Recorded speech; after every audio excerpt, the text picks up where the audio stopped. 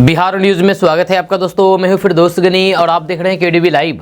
दोस्तों आज हो चुका है 30 दिसंबर 2023। तो आज की पूरे बिहार की टॉप न्यूज़ लेकर आए हैं आपके लिए। दोस्तों वीडियो शुरू करने से पहले आपको बता दें कि अगर आप नए आए हैं इस चैनल पर तो फिर चैनल को सब्सक्राइब करके बेल आइकन को प्रेस कर दीजिए और साथ ही वीडियो को लाइक कर दीजिए, अपने दोस्तों के साथ शेयर भी कीजिए। तो चले शुरू करते हैं आज की पूरे बिहार की टॉप न्यूज़। दोस्तों आज बिहार न्यूज की शुरुआत टॉप हेडलाइन के साथ करते हैं। तो बात करते हैं कि स्कूल से नदारद रहने वाले करीब 13,000 शिक्षकों के काटे गए वेतन, कई हुए बर्खास्त। बिहार का एक ऐसा गांव जहां 50 सालों से नहीं निकली कोई भी बारात, वजह है हैरान कर देने वाला। नीतीश कुमार इंद्र की तरह जो उनकी गद्दी की तरफ नजर डालेगा वह जाएगा, गिरिराज सिंह का बड़ा बयान। एक ऐसा गांव जहां घर तो छोड़िए बैंक के दरवाजे पर भी नहीं लगता ताला, चोरी करने से डरते हैं चोर। 6 से 10 रुपए प्रति लीटर सस्ते हो सकते हैं पेट्रोल डीजल, सरकार की तेल कंपनियों से चल रही है बात। नए साल में सरकारी अधिकारियों को बड़ा झटका, सैकड़ों अफसरों के वेतन पर लगी रोक, सामने आई ये वजह। पहले लालू यादव से मुलाकात और अब राजनीति में एंट्री के कयास, आखिर मनोज वाजपेयी ने बता दी है अपनी ख्वाहिश। नीतीश कुमार की शाहनवाज हुसैन ने ली चुटकी, कहा इंडी गठबंधन ने लिट्टी चोखा खाकर दिया धोखा। नेपाल भाग रहे गैंगस्टर को एसएसबी ने कई आपत्तिजनक दस्तावेज के साथ किया गिरफ्तार, 10 गंभीर मामलों में बिहार पुलिस को थी तलाश। बिहार में बदला गया मौसम का मिजाज, अलर्ट, अलाव और रजाई का इंतजाम कर लीजिए, आईएमडी ने किया अलर्ट। बिहार में और महंगी होगी बिजली, किस श्रेणी में क्या होगा नया रेट, आगे आपको बताएंगे विस्तार से। नीतीश को उनके ही सलाहकारों ने डुबोया, एनडीए में वापसी की एकमात्र विकल्प, जेडीयू के पूर्व विधायक ने लालू प्रसाद यादव पर लगाए गंभीर आरोप। कॉलेज के लेटर हेड पर छात्रा को लिखा गया प्रेम पत्र, वायरल हुआ मनाने का तरीका। क्या तेजस्वी को सीएम बनाने के लिए लालू यादव की हड़बड़ी से असहज हो रहे हैं नीतीश कुमार। बिहार में 5 सबसे बेस्ट बिजनेस, सरकार देती है सब्सिडी। दोस्तों बात करेंगे विस्तार से। तो बात करते हैं सबसे बड़ी खबर से। बड़ी खबर यह है कि जेडीयू के राष्ट्रीय अध्यक्ष पद से ललन सिंह ने इस्तीफा दे दिया है। जहां ललन सिंह के इस्तीफा से पूरे प्रदेश में राजनीतिक माहौल गरमाया हुआ है, जहां राजनीतिक हलचल मच गई है। आपको बता दें कि जेडीयू की दिल्ली में राष्ट्रीय कार्यकारिणी की बैठक हुई। इस दौरान ललन सिंह ने पार्टी के राष्ट्रीय पद से इस्तीफा दे दिया। उनकी जगह नीतीश कुमार को जेडीयू की कमान सौंपी गई है। जब जेडीयू के नेताओं का कहना था कि नीतीश कुमार जेडीयू के सर्वमान्य नेता है, इसलिए कमान उनके ही हाथों में रहे। ललन सिंह भी यही चाहते थे कि उनके इस्तीफे के बाद कोई पार्टी की कमान संभाले तो वे नीतीश कुमार ही हो। नीतीश कुमार ने अपने भाषण में कहा कि चुनाव में अपनी सक्रियता को देखते हुए मैं अपने अध्यक्ष पद से इस्तीफा दे रहा हूं। ललन सिंह ने अध्यक्ष पद के लिए नीतीश कुमार के नाम का प्रस्ताव दिया। जहां इसके साथ ही जेडीयू सूत्रों का कहना है कि फिलहाल बीजेपी के साथ जाने या फिर गठबंधन बदलने की कोई भी बात नहीं हुई है।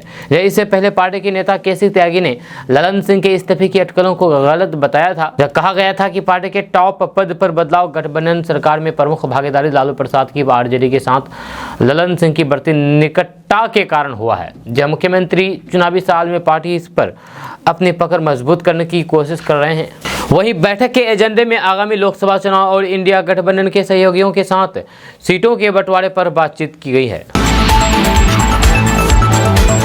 दोस्तों क्या तेजस्वी यादव को सीएम बनाने के लिए लालू प्रसाद यादव की हड़बड़ी में नीतीश कुमार एहसास हो गए हैं। जी हाँ, आपको बता दें कि 1974 के आंदोलन से निकले समाजवादी नेता और बिहार की राजनीति में बड़े छोटे भाई के नाम से मशहूर लालू प्रसाद यादव और नीतीश कुमार 74 दिन से एक दूसरे के घर नहीं गए हैं। जब 16 अक्टूबर को जेडीयू के सर्वोच्च नेता और बिहार के मुख्यमंत्री नीतीश कुमार आखिरी बार लालू प्रसाद यादव से मिलने पूर्व सीएम राबड़ी देवी के आवास पर गए थे। जब उससे पहले कभी लालू प्रसाद सीएम आवास तो कभी नीतीश कुमार राबड़ी आवास लगातार आ जा रहे थे। विधानसभा के चुनाव में कांग्रेस की व्यस्तता के कारण सितंबर से नवंबर तक इंडिया गठबंधन में सन्नाटा पसरा रहा है। नतीजों में कांग्रेस की तगड़ी हार के बाद से दोनों पटना में नहीं मिले हैं, जहां इंडिया गठबंधन की बैठक के लिए दोनों अलग अलग दिल्ली गए और लौटे। जहां मीटिंग में जो मिले बस वही मुलाकात हुई। यह राजनीतिक गलियारों में इंडिया गठबंधन की बैठक से पहले और फिर उसके बाद नीतीश कुमार की 19 दिन लंबी चुप्पी ने कई सवाल पैदा किए हैं। जहां उससे सबसे बड़ा सवाल यह है कि क्या आरजेडी अध्यक्ष लालू प्रसाद यादव के राजनीतिक दबाव से नीतीश कुमार असहज हो रहे हैं।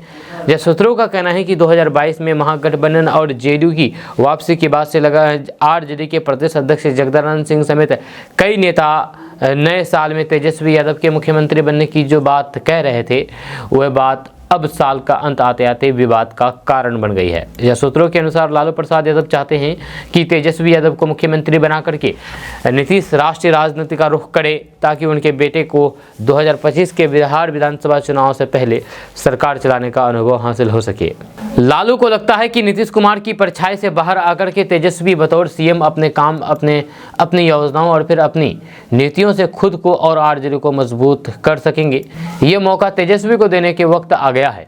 सूत्रों का कहना है कि लालू प्रसाद यादव ये भी चाहते हैं कि जेडीयू का आरजेडी में विलय हो जाए, ताकि बिहार में एक ही मजबूत समाजवादी दल रहे।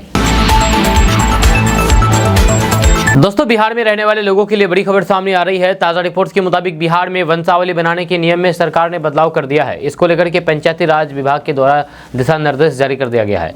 खबर के अनुसार पंचायती राज विभाग के अपर मुख्य सचिव मिहिर कुमार सिंह ने पत्र जारी करते हुए कहा कि बिहार में ग्राम कचहरी के स्तर से वंशावली तैयार होगी और पंचायत सचिव उसे निर्गत करेंगे। यानी कि अब सरपंच इसे बनाएंगे और फिर पंचायत सचिव इसे निर्गत करेंगे। आपको बता दें कि वंशावली प्रमाण पत्र के लिए आपको स्थानीय निवासी होने से संबंधित एक साक्ष्य के साथ आवेदन देना होगा। इसके लिए आवेदन शुल्क 10 रुपये निर्धारित किया गया है। वहीं दोबारा वंशावली के लिए 100 रुपये आवेदन शुल्क देना होगा। जब वंशावली बनाने के लिए दस्तावेजों के बारे में बात की जाए तो आधार कार्ड, वोटर कार्ड, पूर्वज का जमीन का खतियान, बासगीत पर्चा, निवास प्रमाण पत्र, विवाह प्रमाण पत्र, जन्म मृत्यु प्रमाण पत्र, मैट्रिक एवं अन्य कक्षा का प्रमाण पत्र आदि। आपको बता दें कि नए नियम के अनुसार पंचायत सचिव की अनुशंसा के बाद 15 दिनों के अंदर सरपंच को वंशावली पर अंतिम निर्णय लेने की बाध्यता होगी। दोस्तों, बिहार में रहने वाले युवाओं के लिए एक अच्छी खबर सामने आ रही है। ताज़ा रिपोर्ट्स के मुताबिक बिहार के युवा अपने प्रखंड में कृषि क्लिनिक खोल सकते हैं। इसके लिए सरकार के द्वारा 2 लाख रुपए तक की सब्सिडी उपलब्ध कराई जाएगी। यह खबर के अनुसार बिहार सरकार ने प्रखंड स्तर पर कृषि क्लिनिक खोलने का निर्णय लिया है। इस क्लिनिक में मिट्टी की जाँच की सुविधा, बीजों की टेस्टिंग की सुविधा, कीट मैनेजमेंट, पौधों के संरक्षण से संबंधित आवश्यक उपकरण और फिर तकनीक आदि की सुविधा उपलब्ध कराई जाएगी। आपको बता दूं कि बिहार में कृषि क्लिनिक खोलने के लिए 5 लाख रुपए की अनुमानित लागत आएगी, जिसमें सरकार की तरफ से आपको 2 लाख की आर्थिक सहायता सब्सिडी दी जाएगी। वहीं आपको बैंक के माध्यम से लोन भी उपलब्ध कराई जाएगी। अगर आप इसका लाभ लेना चाहते हैं तो आपको इसके लिए आवेदन करना होगा। जहां आवेदन करने के लिए एक वेबसाइट है www.agriservice.bihar.gov.in। इस वेबसाइट पर जाकर के ऑनलाइन के द्वारा आवेदन की प्रक्रिया को आपको पूरा करना होगा। तो दोस्तों, बिहार में 10वीं पास के लिए 76 पदों पर भर्ती होने वाली है। यह भर्ती बिहार में स्थित सेंट्रल बैंक में की जाएगी। इसके लिए सेंट्रल बोर्ड ऑफ इंडिया के द्वारा नोटिस भी जारी कर दिया गया है। इच्छुक उम्मीदवार नोटिस को पढ़ें और आवेदन की प्रक्रिया को पूरा करें। आपको बता दें कि सेंट्रल बोर्ड ऑफ इंडिया ने देश भर में मौजूद सभी ब्रांचों के लिए क्लीनर सब स्टाफ के 384 पदों पर भर्ती के लिए आवेदन मांगे हैं, जिसमें बिहार सर्किल के लिए 76 पद निर्धारित किए गए हैं। इन पदों पर भर्ती के लिए आप आवेदन कर सकते हैं। खबर के अनुसार सेंट्रल बैंक ऑफ इंडिया में इस पदों पर भर्ती के लिए ऑनलाइन परीक्षा फरवरी 2024 में आयोजित की जाएगी और फरवरी 2024 में ही परिणाम घोषित किया जाएगा। जहां इसमें सफल होने वालों को अलग अलग ब्रांच में नौकरी दी जाएगी।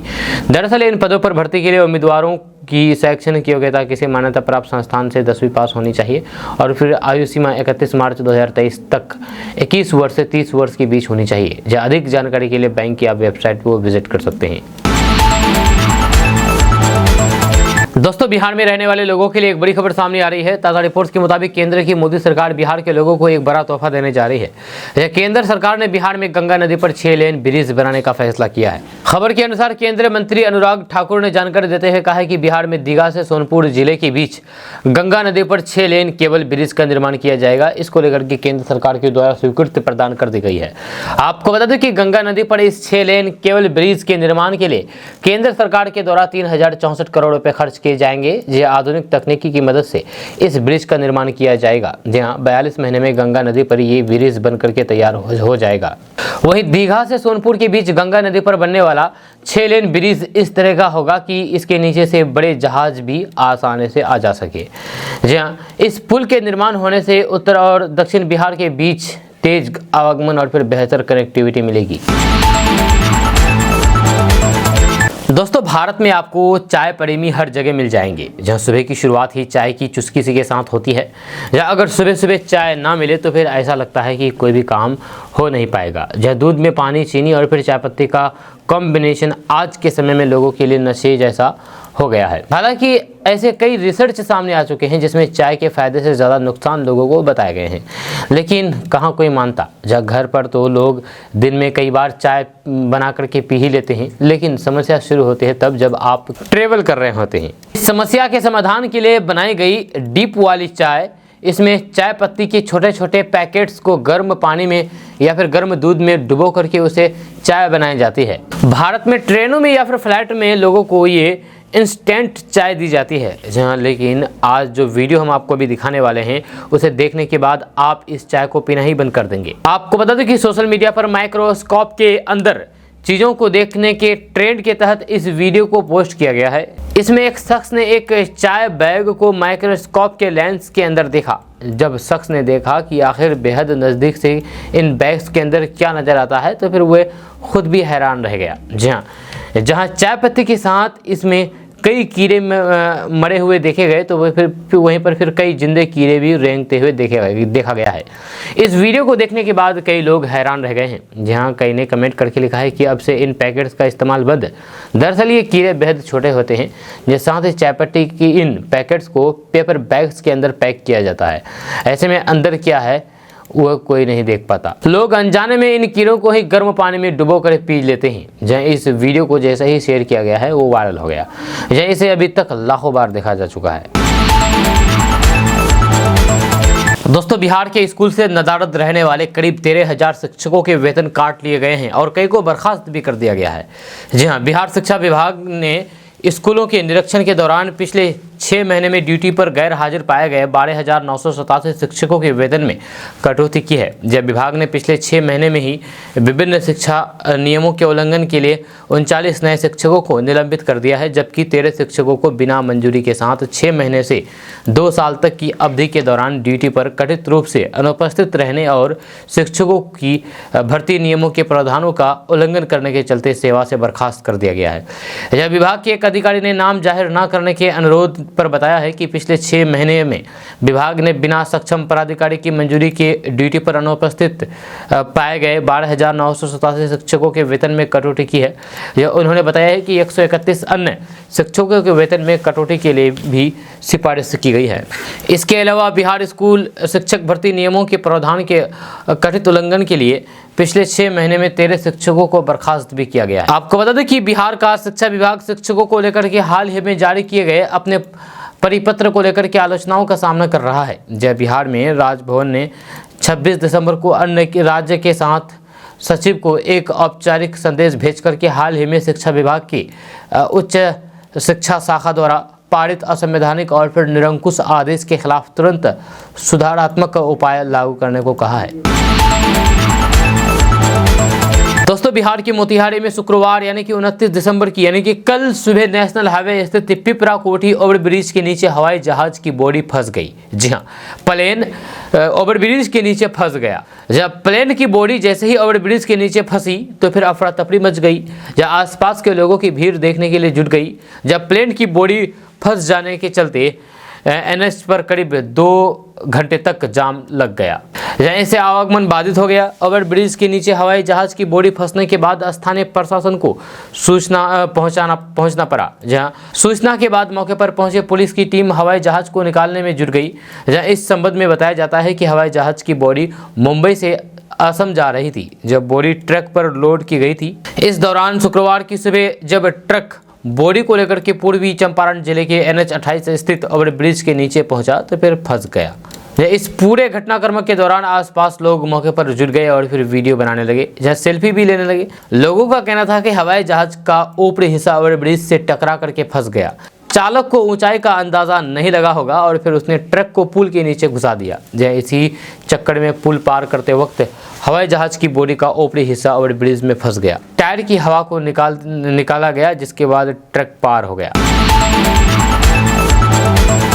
दोस्तों, बिहार का एक ऐसा गांव है जहां 50 सालों से एक भी बारात नहीं निकाला गया है। जी हाँ, वजह जानकर के आप हैरान रह जाएंगे। जब आपको बता दें कि भारत में ऐसे कई गांव हैं जहां की अपनी परंपरा है, मान्यताएं हैं, रीति रिवाज है, संस्कृति है और खूबी है, जिस वजह से ये दुनिया भर में मशहूर हो जाता है।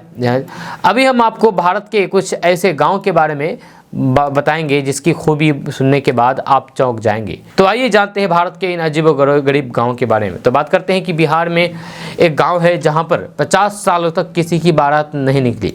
यही कारण है कि अब इस गांव का नाम अनोखे गांव की लिस्ट में शुमार हो गया है। गौरतलब है कि इसका नाम है बरुआ कला। यहाँ साल 2017 में 50 साल बाद पहली बार बारात निकाली गई थी। ऐसा कहा जाता है कि 2017 तक इस गांव में कोई शादी नहीं हुई। आपको बता दूं कि इस गांव को बैचलर ऑफ विलेज के नाम से भी जाना जाता था। गांव में 10 किलोमीटर ट्रैकिंग करके ही पहुंचा जाता था।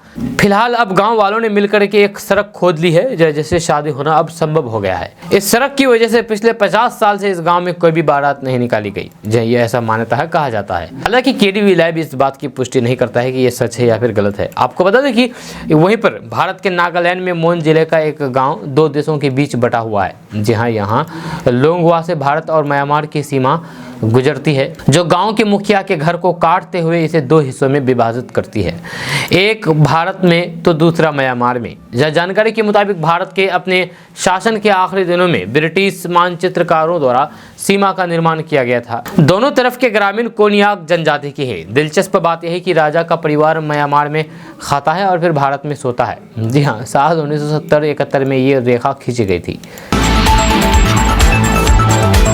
दोस्तों, बिहार के 17 जिलों से लोग विदेशों में रोजी रोजगार के लिए जाते हैं। जब विदेश मंत्रालय की ताज़ा रिपोर्ट में यह खुलासा हुआ है। जब रिपोर्ट्स के अनुसार रोजगार के लिए विदेश जाने वालों में बिहार से अधिक संख्या उत्तर प्रदेश के कामगारों की है। ताज़ा रिपोर्ट्स के अनुसार पिछले साल बिहार की तुलना में उत्तर प्रदेश से दोगुने लोग विदेश गए हैं। विदेश मंत्रालय ने पिछले 5 सालों का आंकड़ा जारी कर दिया है। विदेश मंत्रालय की 15 दिसंबर 2023 तक की रिपोर्ट को देखें तो फिर यूपी से 1,20,182 लोग रोजी रोजगार के लिए विदेश गए। वहीं बिहार से 55,893, झारखंड से 3,631, मध्य प्रदेश से 1,145 और पश्चिम बंगाल से 26,360 लोग विदेश गए। जब पिछले 5 सालों में बिहार से ज्यादातर उत्तर प्रदेश के लोग रोजगार की तलाश में विदेश गए हैं। बिहार से विदेश जाकर के रोजगार करने वालों को मेडिकल सर्टिफिकेट और फिर अन्य दस्तावेजों की जांच पटना में प्रोटेक्टर्स ऑफ एग्रीमेंट ऑफिस के माध्यम से होता है। दोस्तों, बिहार विद्यालय परीक्षा समिति की देखरेख में इंटरमीडिएट की प्रायोगिक परीक्षा आगामी 10 जनवरी से प्रारंभ होगी। ये परीक्षा सभी +2 स्कूलों के अलावा कॉलेज में होगी। इस परीक्षा को लेकर की सभी तैयारियों को अंतिम रूप देने का कार्य प्रारंभ कर दिया गया है। ये परीक्षा शांतिपूर्ण माहौल में संपन्न कराने के लिए सभी केंद्र अधीक्षकों को प्रशासनिक स्तर पर दिशा निर्देश जारी कर दिया गया है। जब गोपालगंज जिला पदाधिकारी राजकुमार शर्मा ने बताया है कि पिछले साल की तरह इस साल भी इंटरमीडिएट की प्रायोगिक परीक्षा होम सेंटर पर ही करवाया जाएगा। +2 विद्यालय तथा स्कूलों में 10 जनवरी को सुबह 9:45 बजे पहली पाली की परीक्षा शुरू होगी। दोनों पालियों में होने वाली इस परीक्षा में केंद्र तथा आसपास के इलाकों में शांति व्यवस्था कायम रखने को लेकर के निर्देश जारी कर दिया गया है। दोस्तों, बिहार के पश्चिम बंगाल के गुस्करा महाविद्यालय में एक अजीबोगरीब मामला निकल करके सामने आया है, जिसमें एक कॉलेज के लेटर हेड पर लिखा गया प्रेम प्रस्ताव वायरल हो गया है। इस मामले में एक लड़के ने कॉलेज की एक 5वें सेमेस्टर की छात्रा को प्रेम प्रस्ताव भेजा है, जिसके पीछे प्रिंसिपल के हस्ताक्षर और मुहर भी है। यह पश्चिम बंगाल के गुस्करा महाविद्यालय में एक अजीबोगरीब मामला निकल कर के सामने आया है, जिसमें एक कॉलेज के लेटर हेड पर लिखा गया प्रेम प्रस्ताव वायरल हो गया है। इस मामले में लड़के ने कॉलेज की एक 5वें सेमेस्टर की छात्रा को प्रेम प्रस्ताव भेजा है, जिसके पीछे प्रिंसिपल के हस्ताक्षर और मुहर भी है। लेटर हेड में लिखा गया है कि संक्षेप में कहें तो हमारे पूर्व छात्रा को आपसे प्यार हो गया, लेकिन आप उन्हें कोई जवाब नहीं दे रही है, जिसकी वजह से वे अपनी पढ़ाई पर ध्यान नहीं दे पा रहा है। मैं आपसे करबद्ध प्रार्थना करता हूं कि कृपया कुछ ऐसा करें जिससे हमारे छात्रों को भविष्य में कोई परेशानी ना हो और वह ठीक से पढ़ाई कर सके। कॉलेज लेटर हेड पर प्रेम प्रस्ताव ये घटना पूर्व बर्धमान जिले के एक गुस्करा महाविद्यालय की है, जब प्रिंसिपल के हस्ताक्षर वाले इस पत्र पर 25 दिसंबर की तारीख लिखी हुई है। इस विवाद में कॉलेज प्रिंसिपल सुदीप चट्टोपाध्याय ने बताया है कि इस मामले पर पुलिस को सूचना दे दी गई है और फिर ये साइबर क्राइम की श्रेणी में आता है। लेकिन जब ये लव लेटर वायरल हुआ तो फिर हंगामा मच गया। महाविद्यालयों ने इस मामले पर लड़की और फिर लड़के को उनके माता पिता समेत कॉलेज में बुलाया। छात्रों ने अपनी गलती मानी। दरअसल आरोपी लड़का कॉलेज का पूर्व छात्र है। जब इस मुद्दे पर लड़के ने अपनी गलती को माना है और कहा कि उसे इसके असर का खुद को भी नहीं पता था। साथ ही छात्रा ने यह भी बताया है कि उसने लड़के के द्वारा भेजे गए लव लेटर को मजाक में अपने स्टेटस में डाल दिया था, लेकिन वो वायरल हो गया। छात्रा का कहना है कि ये लेटर लड़के ने उसे व्हाट्सएप के जरिए भेजा था और फिर लड़की ने मजाक में इस लेटर को अपने स्टेटस में लगा दिया था, लेकिन कुछ समय बाद ही उसे डिलीट भी कर दिया गया था। दोस्तों, आज के समय में लोगों को कई तरह की परेशानियां हो रही है, जहां इन परेशानियों में आंखों में धुंधलापन भी शामिल है। जहां आंखें धुंधले होने के पीछे कई वजह हो सकती है, जिसमें खान पान में पोषक तत्वों की कमी, लंबे समय तक स्क्रीन देखना इत्यादि हो सकती है। इसके अलावा आंखें खराब होने के पीछे की वजह से कुछ बीमारियां भी हो सकती है, जिसमें डायबिटीज भी शामिल है। जी हाँ, ब्लड में जब शुगर का लेवल काफ़ी ज़्यादा बढ़ जाता है तो फिर ऐसी स्थिति में आंखों की दृष्टि धुंधली होने लगती है। अभी हम इसके बारे में विस्तार से बात करेंगे और जानेंगे। आपको बता दूं कि डायबिटीज़ आई डिजीज़ आंखों में होने की एक ऐसी परेशानी है जो डायबिटीज़ से पीड़ित मरीजों को होती है। समय के साथ डायबिटीज़ आपकी आंखों को नुकसान पहुंचा सकता है, या जिससे दृष्टि खराब हो सकती है या फिर अंधापन भी हो सकता है। लेकिन यदि आप डायबिटीज़ को कंट्रोल करके रखते हैं तो फिर इससे आंखों को स्वस्थ रखने में काफ़ी हद तक मदद मिल सकती है। डायबिटीज आपके आंखों को प्रभावित करता है। जब ब्लड ग्लूकोज का लेवल काफी ज्यादा बढ़ जाता है तो फिर इसका असर आंखों पर पड़ने लगता है। इसकी वजह से आंखों से धुंधलापन दिखाई देता है। वहीं पर बात करते हैं शॉर्ट टर्म, यानी कि इस स्थिति में ब्लड में ग्लूकोज का स्तर अधिक होने पर दृष्टि हानि होने की संभावना नहीं है। जब मुख्य रूप से अगर आप डायबिटीज को कंट्रोल करने के लिए पूरी तरह से प्रयास करते हैं तो फिर आंखों की रोशनी जाने की संभावना काफी कम होती है। इस स्थिति में कुछ मरीजों को आंखों में धुंधलापन कुछ सप्ताह या फिर कुछ दिनों के लिए हो सकता है, लेकिन सही से देखभाल होने पर रोशनी सही हो जाती है। यदि आपके ब्लड में काफ़ी लंबे समय तक ग्लूकोज का स्तर हाई रहता है तो फिर इसका असर आपकी आंखों पर भी गहरा हो सकता है। इससे आंखों की नसें डैमेज होने लगती है। इसलिए कोशिश करें कि ग्लूकोज के स्तर को कंट्रोल करें। वहीं पर शरीर में ग्लूकोज का स्तर काफ़ी ज़्यादा बढ़ने से आंखों की रोशनी प्रभावित होती है। ऐसे में कोशिश करें कि ब्लड में ग्लूकोज के स्तर को कंट्रोल करें। दोस्तों, नीतीश कुमार की अगुवाई वाली जनता दल यूनाइटेड यानी कि जेडीयू में अंदरूनी उठापटक के बीच बीजेपी की नजरें जेडीयू के अति पिछड़ा वोट बैंक पर है। जब सूत्रों की माने तो बीजेपी ने जेडीयू के अति पिछड़ा वोट बैंक को साधने के लिए एक खास रणनीति तैयार की है। जेडीयू से अति पिछड़ा वर्ग के नेताओं को अपने पाले में लाने के लिए बीजेपी ने एक कमेटी बनाई है। कमेटी में पार्टी के पूर्व बिहार अध्यक्ष संजय जायसवाल, मंगल पांडे, राज्यसभा सांसद विवेक ठाकुर और फिर नितिन नवीन को शामिल किया गया है। ये कमेटी जनाधार वाले जेडीयू के अति पिछड़ा वर्ग के नेताओं से संपर्क साधेगी। साथ ही ये कोशिश की जाएगी कि जल्द से जल्द भारतीय जनता पार्टी का दामन थाम सके। बिहार में ओबीसी और फिर अति पिछड़ा वर्ग की आबादी 55% से भी अधिक है। जय नीतीश कुमार ने अति पिछड़े और फिर महादलितों का वोट बैंक तैयार किया हुआ है और इसी की सीढ़ी चढ़ करके वे सत्ता में बरकरार है, पर बीजेपी इसमें सेंध लगाने में जुटी हुई है। अगर आप देखें तो फिर पूर्व मंत्री चंद्रवंशी समुदाय के कद्दावर नेता भीम सिंह बीजेपी में शामिल हो चुके हैं, जब सुहेली मेहता और फिर प्रमोद चंद्रवंशी भी बीजेपी में आ चुके हैं। यह उत्तर प्रदेश में भी इसी तरह की राजनीतिक चक्रव्यूह रच चुकी है। यह बिहार में चंद्रवंशी समुदाय की आबादी करीब 7% होने का दावा किया जाता है। जब बिहार बीजेपी अध्यक्ष सम्राट चौधरी की टीम में भी अति पिछड़ों को जगह दी गई है। खुद सम्राट चौधरी पिछड़े वर्ग से ही आते हैं। दोस्तों, नया साल 2024 क्या घरेलू एलपीजी उपभोक्ताओं के लिए राहत लेकर के आएगा? आपको बता दूं कि 1 जनवरी 2024 को एलपीजी सिलेंडर के नए रेट जारी होंगे। 5 साल पहले यानी कि 2019 में पेट्रोलियम कंपनियों ने घरेलू एलपीजी उपभोक्ताओं को नए साल का गिफ्ट दिया था। 14 किलो वाले घरेलू एलपीजी सिलेंडर के दाम 120 रुपये कम कर दिए गए हैं। जब दिल्ली में सिलेंडर 809 रुपये से 689 रुपये पर आ गया है। जी हाँ, ये साल चुनावी साल था।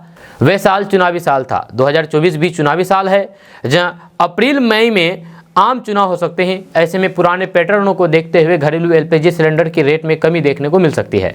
अभी दिल्ली में ये सिलेंडर 903 रुपये में मिल रहा है। इंडियन ऑयल की वेबसाइट के मुताबिक आखिरी बार 30 अगस्त 2023 को सिलेंडर के रेट में भारी कटौती की गई थी। ये 1103 रुपये से 200 रुपये सस्ते होकर के 903 रुपये पर आ गया। मई 2014 में नरेंद्र मोदी की सरकार आई। जब साल 2015 की शुरुआत एलपीजी के घरेलू उपभोक्ताओं के लिए राहत भरी रही। यह सिलेंडर के दाम 770 रुपये 50 पैसे से घट करके 708 रुपये 50 पैसे पर आ गए। इसके बाद दूसरे साल 1 जनवरी 2016 को दिसंबर 2015 के मुकाबले सिलेंडर एक बार फिर से 49 रुपये 50 पैसे महंगा हो गया। दोस्तों, एक तरफ बिहार लोक सेवा आयोग के जरिए लाखों शिक्षकों की भर्ती हो रही है, जब सरकार नियोजित शिक्षकों को राज्यकर्मी का दर्जा देने के प्रोसेस में जुटा हुआ है, तो वहीं पर दूसरी ओर फर्जीवाड़ा करके शिक्षक बनने वाले शिक्षकों और अभ्यर्थियों और शिक्षकों के खिलाफ सख्ती से कार्रवाई हो रही है और उनकी नौकरी जारी है। इसी कड़ी में समस्तीपुर में 4 शिक्षकों को बर्खास्त कर दिया गया है। इस कार्रवाई के बाद दूसरे फर्जी शिक्षकों में हरकत मचा हुआ है। मिली जानकारी के अनुसार नियोजित शिक्षकों के सर्टिफिकेट की जांच कर रही निगरानी विभाग की टीम ने समस्तीपुर जिले की दलहिंद सराय में 4 शिक्षकों के खिलाफ फर्जीवाड़ा का केस दर्ज किया गया था। इसके बाद शिक्षा विभाग ने इन चारों शिक्षकों को नौकरी से बर्खास्त कर दिया। जिन शिक्षकों को नौकरी से बर्खास्त किया गया है उनमें प्राथमिक विद्यालय मुख्तियारपुर मनिका में पंचायत शिक्षक रंजन कुमार का नाम है। यह रंजन का बीटीबी प्रमाण पत्र फर्जी पाया गया है। पुरवारी टोला में पंचायत शिक्षक सुरेंद्र कुमार राय का प्रमाण पत्र फर्जी पाया गया और फिर वे कई सालों से स्कूल से फरार है। जब प्राथमिक विद्यालय विश्वासपुर नगरगामा के शिक्षक अखिलेश कुमार है, जिनका बीटीईटी प्रमाण पत्र फर्जी पाया गया है।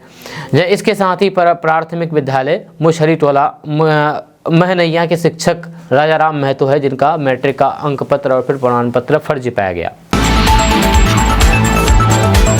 दोस्तों, अगर आप बिहार के रहने वाले हैं और बेरोजगार हैं तो हम आपको एक ऐसी 5 बिजनेस के बारे में बताने जा रहे हैं जिसको आप करके अच्छा खासा पैसा कमा सकते हैं। सबसे बड़ी बात यह है कि इन 5 बिजनेस में सरकार भी आपको पैसे देती है बिजनेस करने के लिए। आपको बता दें कि बिहार में अगर आप बिजनेस करना चाहते हैं तो फिर आपके लिए 5 तरीके के बिजनेस सबसे बेस्ट होंगे। इन बिजनेस को शुरू करने के लिए बिहार सरकार के संबंधित विभागों के द्वारा समय समय पर सब्सिडी भी दी जाती है। तो सबसे पहले बिजनेस के बारे में बात करेंगे, वह है शहद का बिजनेस। जब बिहार में शहद का बिजनेस तेजी के साथ बढ़ रहा है। आपको बता दें कि मधुमक्खी पालन एवं मधु उत्पादन कार्यक्रम अंतर्गत बिहार सरकार इस बिजनेस के लिए सामान्य जाति के लोगों को 75% और फिर अन्य जाति को 90% की सब्सिडी देती है। वहीं पर दूसरे नंबर पर है मछली पालन का बिजनेस। आपको बता दें कि बिहार में मछली पालन का बिजनेस भी बेस्ट बिजनेस है। यहाँ इस बिजनेस से अच्छी कमाई होती है। जब बिहार सरकार इस बिजनेस को शुरू करने के लिए 80% तक सब्सिडी उपलब्ध कराती है ताकि लोग इस बिजनेस से जुड़ सके। वहीं पर तीसरे नंबर पर है मुर्गी पालन का बिजनेस। जब बिहार में यह बिजनेस शहर से लेकर के गांव तक तेजी से बढ़ रहा है, इस बिजनेस से भी अच्छी कमाई की जाती है। जब बिहार के लोगों को सरकार समय समय पर इस बिजनेस को शुरू करने के लिए 75% तक की सब्सिडी देती है।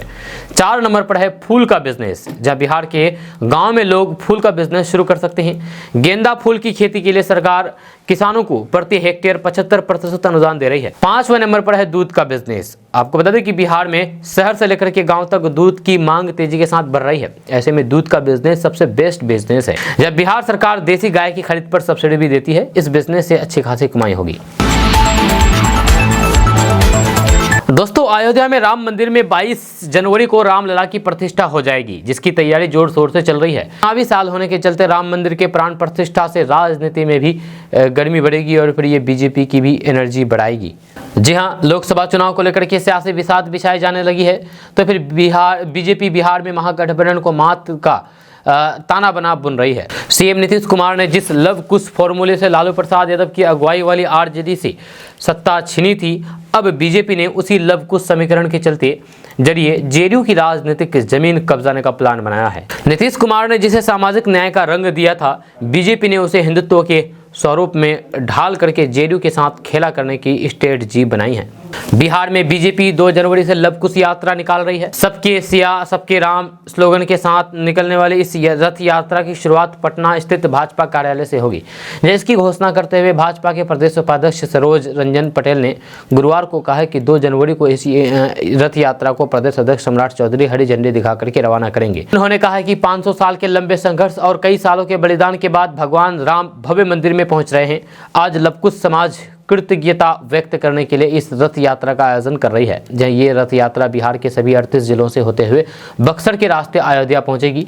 22 जनवरी को प्राण प्रतिष्ठा कार्यक्रम के दिन ही लव कुश यात्रा अयोध्या पहुंचेगी। आपको बता दें कि बिहार की सियासत आज भी जाति के इर्द गिर्द सिमटी हुई है। बिहार की राजनीति में 3.5 दशक से भले ही सत्ता की बागडोर पिछड़ों के हाथ में है, लेकिन लंबे समय तक अगरों ने ही राज्य किया है। जी राज किया है। आज़ादी से पहले ही बिहार में अगरों के खिलाफ त्रिवेणी संघर्ष संघ बना था, जिसे कुशवाहा, कुर्मी और फिर यदुवंशियों ने मिलकर के बनाया था। लालू यादव मुस्लिम और ओबीसी समीकरण के जरिए सत्ता पर काबिज हुए तो फिर नीतीश कुमार ने कुर्मी और फिर कुशवाहा समीकरण के जरिए जड़ें जमाई। जब नीतीश ने पटना के गांधी मैदान में कुर्मी और फिर कोयरी समुदाय की बड़ी रैली की थी, जिसका उन्होंने लव कुश नाम दिया था। यह पहली बार था जब नीतीश कुमार ने लालू यादव के सामने खुद को स्थापित करने के लिए लव कुश दांव चला था। इस फॉर्मूले के जरिए नीतीश कुमार ने 2005 में बिहार की सत्ता की कमान संभाली और अभी तक काबिज है। दोस्तों, किशनगंज जिला के ठाकुरगंज थाना क्षेत्र के भोगडावर पंचायत में डांगी हजारी गांव के वार्ड नंबर 10 में मोहम्मद साजिद के पुआल के घर में आग लग जाने से गांव में अफरा तफरी का माहौल बन गया। जब वार्ड सदस्य इकबाल अहमद ने बताया है कि आग लगी की घटना करीब 9 बजे की है। गांव में शादी समारोह का प्रोग्राम था। जब शादी में बाराती आई तो फिर कुछ युवाओं ने पटाखा फोड़ा। जब पटाखा मोहम्मद साजिद की पुआल के घर में जाकर के गिरा, वहां अचानक आग की चिंगारी निकलने लगी। आसपास के लोग बाल्टी में पानी लेकर के मौके पर पहुंचे और फिर आग बुझाई। वार्ड सदस्य इकबाल अहमद ने इलाके के सभी युवाओं से अपील करते हुए कहा कि किसी प्रोग्राम में आतिशबाजी का प्रयोग ना करें, क्योंकि थोड़ी सी लापरवाही की वजह से सैकड़ों लोगों का आशियाना और बर्बाद हो जाता है। उन्होंने कहा है कि आए दिन सोशल मीडिया के माध्यम से लोग सुन रहे हैं और देख रहे हैं कि आग लगी की घटना बड़ी तेजी के साथ बढ़ रही है। खास करके महिलाएं दिन को खाना बनाते वक्त चूल्हे में विशेष रूप से ध्यान दें। दोस्तों, बिहार में मौसम बदल गया है। जी हाँ, लोगों को अलर्ट रहने को कहा है। आपको बता दें कि बिहार में इन दिनों तापमान में काफी उतार चढ़ाव देखा जा रहा है। 25 दिसंबर को बिहार का सबसे कम न्यूनतम तापमान 18.2 डिग्री सेल्सियस तक पहुंच गया था, लेकिन मात्र 3 दिनों में ही ये तापमान वापस 10.4 डिग्री सेल्सियस पर पहुंचा। मुजफ्फरपुर में तो न्यूनतम तापमान 12 डिग्री सेल्सियस पर पहुंच गया। ऐसे में अब दिसंबर में लोग ठंड से परेशान होते हुए नजर आ रहे हैं। हालांकि अभी 5 दिनों तक तापमान में अधिक परिवर्तन होने की संभावना नहीं है। जहां मौसम विभाग की तरफ से दी गई जानकारी के अनुसार बिहार में मौसम का मिजाज जल्द ही बदलने वाला है। जब नए साल में लोगों को मौसम के नए तेवर से दो चार होना पड़ता है। जहाँ इसके साथ ही तापमान में गिरावट भी हो सकती है, जिसके चलते कंपकपी ठंड के साथ कोहरे का सामना करना पड़ सकता है। जब बिहार में अगले 2 दिनों के बाद मौसम के मिजाज में बदलाव आने की संभावना है। बताया जाता है कि आगामी 2 जनवरी 2024 से बिहार के कई हिस्सों में बारिश होने का पूर्वानुमान जताया गया है। जब बारिश के चलते फौरी तौर पर तो न्यूनतम तापमान में वृद्धि होने के आसार है, लेकिन बादल छटते ही पारे में गिरावट दर्ज की जा सकती है। इसके कारण ठंड का प्रकोप बढ़ेगा। IMD ने शुक्रवार से कोहरे छाने की संभावना भी जताई है। जब कोहरे के कारण सड़क और फिर रेल के साथ हवाई यातायात की भी प्रभावित होने की संभावना बढ़ गई है। हालांकि मौसम विभाग ने फिलहाल न्यूनतम तापमान में ज्यादा गिरावट न आने की संभावना जताई है। दोस्तों, केंद्रीय मंत्री गिरिराज सिंह ने कहा है कि नीतीश कुमार इंद्र की तरह है, जो कोई भी उनकी गद्दी की तरफ नजर डालेगा तो फिर उसे खतरा होगा या फिर वह पार्टी छोड़ करके जाएगा। उन्होंने शरद यादव और आरसीपी सिंह का उदाहरण भी दिया। गिरिराज सिंह ने कहा है कि इंद्र भगवान का जाना तो तय है, जैन का मुख्यमंत्री पद से जाना निश्चित है। लालू जी ने उसी दिन सारी गोटियां फिट कर दी थी जिस दिन अवध बिहारी चौधरी को स्पीकर बनाया था। आरजेडी को सरकार बनाने के लिए 5 विधायक घट रहे हैं। जहाँ नीतीश जी के सामने 2 ही ऑप्शन है, या तो जो लोग विलय कर रहे हैं उनकी बात मान ले या फिर खुद तेजस्वी को मुख्यमंत्री बना दे, नहीं तो पैदल पांव उनके 10 से 12 विधायक आ जाएंगे और स्पीकर हाउस बुला करके उनका नतीजा कर देगा। गिरिराज सिंह ने तेजस्वी यादव के सीएम बनाए जाने के सवाल पर कहा है कि लालू तेजस्वी को सीएम बना सकते नहीं, बल्कि बनना तय है। जब अब नीतीश जी पर है कि वह बेआबरू होकर के निकलते हैं कि इज्जत से निकलते हैं, विलय कर देते हैं या फिर तेजस्वी को मुख्यमंत्री बना देते हैं। यही 2 ऑप्शन है। दोस्तों, अभी हम आपको एक ऐसे गांव के बारे में बात करने वाले हैं जहां पर घर के दरवाजे तो छोड़िए, बैंक के दरवाजे भी खुले रहते हैं। जी हां, आपको बता दूं कि भारत अपनी खूबसूरती के लिए पूरे विश्व भर में मशहूर है।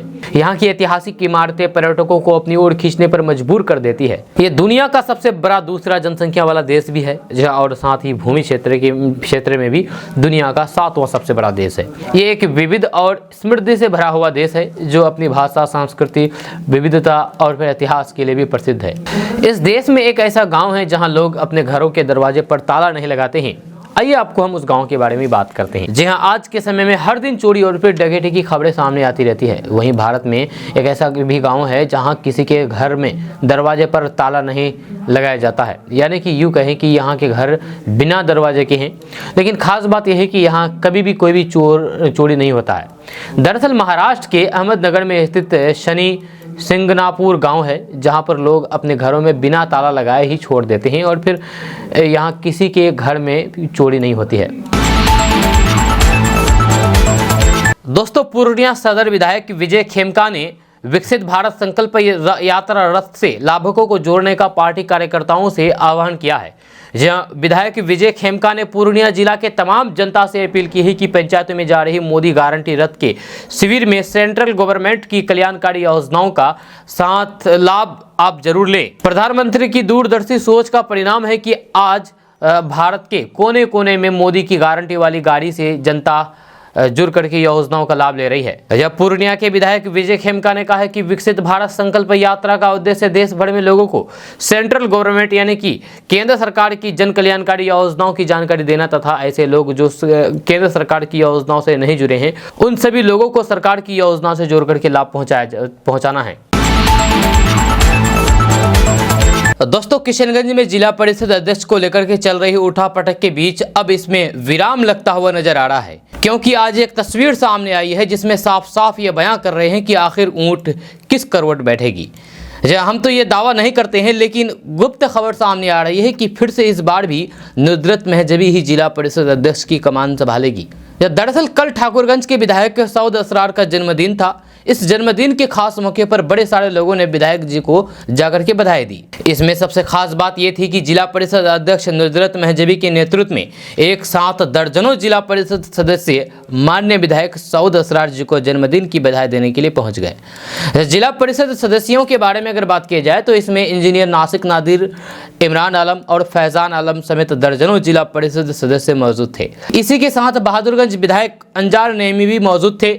जहां आपको बता दूं कि इतने सारे राजनीतिज्ञ जब एक साथ हो तो वहां राजनीतिक हलचल तो तेज होना लाजमी है। हालांकि इसमें आपको ये लग रहा होगा कि आखिर इसमें कौन सी बड़ी बात है, विधायक जी को तो बधाई देने के लिए ही पहुंचे थे। आपको बता दें कि इसमें बड़ी बात यह है कि अभी जिला परिषद अध्यक्ष को लेकर के सियासी हलचल तेज है। जिला परिषद अध्यक्ष कौन बनेगा इसको लेकर के कैंडिडेट द्वारा दिन रात मेहनत की जाती है। जिला परिषद अध्यक्ष कौन बनेगा इसको लेकर के कैंडिडेट द्वारा दिन रात मेहनत जारी है। जब कैंडिडेटों द्वारा जिला परिषद सदस्यों को अपने पाले में लाने की हर वो मुमकिन कोशिश कर रहे हैं जो उनसे हो पा रही है। इन्हीं में से अब खबर सामने आ रही है कि 13 जिला परिषद सदस्य मौजूदा जिला परिषद अध्यक्ष नुसरत महजबी के समर्थन में आ गए हैं। इस बात की पुष्टि जिला परिषद सदस्य नासिक नादिर ने केडीबी लाइव के साथ बातचीत में की है।